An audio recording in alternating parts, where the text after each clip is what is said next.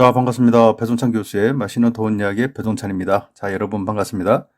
부동산 가격 상승에 가려진 공포에 대해서 그 상승에 대한 껍질이 벗겨지면요, 나타나는 숨겨진 공포에 대한 경고를 좀 하고 싶은데요. 먼저 세계 경기 회복이 되고 있죠. 따라서 한국 수출 또한 순풍을 하고 있다는데요. 이는 기저효과를 넘어서 큰 폭으로 성장하고 있다는 겁니다. 그 자세한 내막을 한번 살펴보면 5월달 들어서 수출은 507억 달러 정도 했고요. 수입은 478억 달러 정도 수입을 했다는 겁니다. 따라서 무역 수지는요, 29억 3천 달러를 흑자로 했다는 겁니다. 그리고 5월 수출의 주요 특징으로 본다면 32년 만에 최대 폭으로 상승했다는 겁니다. 이는 1988년 8월 달 이후 무려 32년 만에 최대 폭 상승이라는 것인데요. 그만큼 코로나19의 영향이 심각했다라고 또 볼 수도 있겠죠. 그리고요, 역사상 최초로 2개월 연속 40%대 성장하였다고 합니다. 여기서 눈여겨볼 만한 것은요, 15대 수출 주력 품목 중에서 14개가 증가되었고요. 이 중에서 무려 12개가 두 자릿수 이상 증가되었다는 겁니다. 그만큼 우리나라의 경제 회복도 숨가쁘게 V자 반등을 하고 있다는 말이겠죠. 다음 화면은 수출 증감률 추이 그래프인데요. 작년 4월 같은 경우에는 수출 증감률이 마이너스 25.6%였고요. 작년 5월에는 마이너스 23.7%, 작년 6월 달에는 마이너스 10.9%에서 2021년 올해 들어서 4월 달에는 41.2%, 그리고 5월 달에 45.6%가 상승하고 있다는 거죠.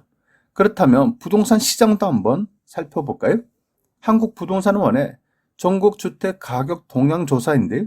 매매 가격 지수 변동률인데요. 전국은 0.23에서 0.25, 수도권은 0.26에서 0.30, 지방은 0.19에서 0.20, 서울은 0.10에서 0.11로 상승되었다는 겁니다. 특히 수도권의 변동률이 높게 나타나는데요. 이를 전국적인 그래프로 봐도 마찬가지인 것 같아요.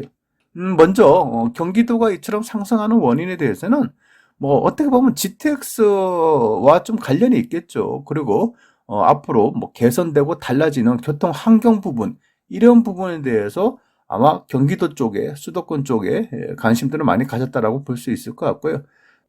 그리고 최근 1년간 전국 아파트 매매 전세 가격 지수 및 변동률 추이를 살펴보면요, 파란색이 매매 가격 지수인데요. 어때요, 여러분? 작년 6월 달 이후 우상향 곡선이 띄고 있는 것 같아요. 이러한 상승 곡선처럼 부동산의 가격, 아파트의 가격이 참 많이 올랐죠. 그래요. 그런데 특이한 것은 앞서 본 수출 증감률 추이는요, 코로나19의 영향으로 하락했지 않습니까? 마이너스 25.6, 마이너스 23.7이니까 하락했죠. 그리고 하락 이후에 반등이었다고 본다면 부동산의 그래프는요, 이처럼 하락이라는 게 없어. 아무튼 코로나19의 영향으로 부동산의 시장은 급격한 하락은 없고 오히려 급격한 상승이 있었다라고 이렇게 말씀을 드릴 수 있다는 얘기입니다. 물론 이러한 원인이야 전 세계적인 저금리 현상 다 아시잖아요. 또 풍부한 유동성 다 아는 거고요. 그러하다 보니까 화폐 가치가 하락되고 실무 자산 가치 증가로 볼 수밖에 없겠죠.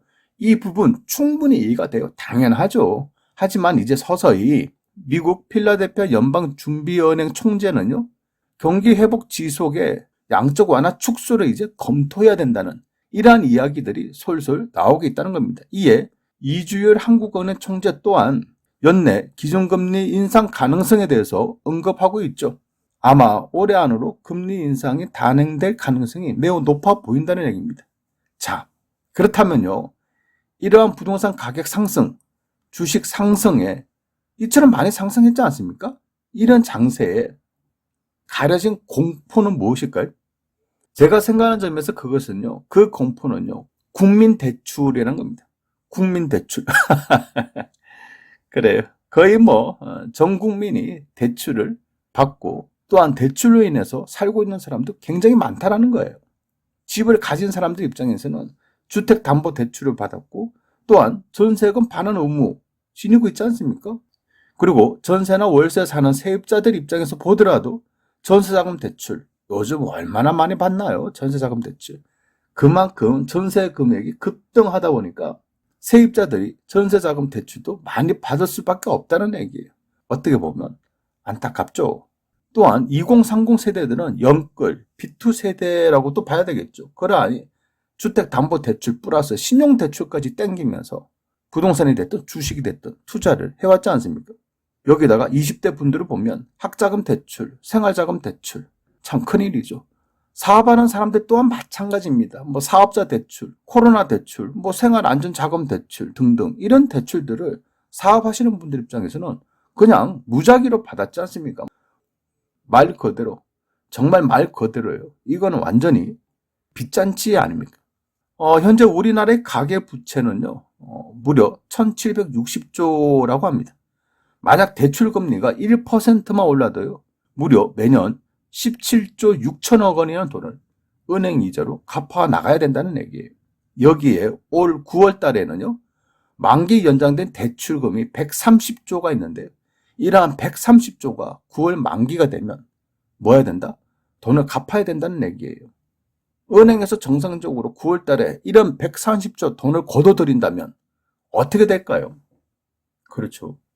여기에다가요, 코로나19 영향으로 해서 기업이나 사업자 대출 금액까지 뭐 2, 3년 뒤에는 또 회수해야 되지 않겠습니까?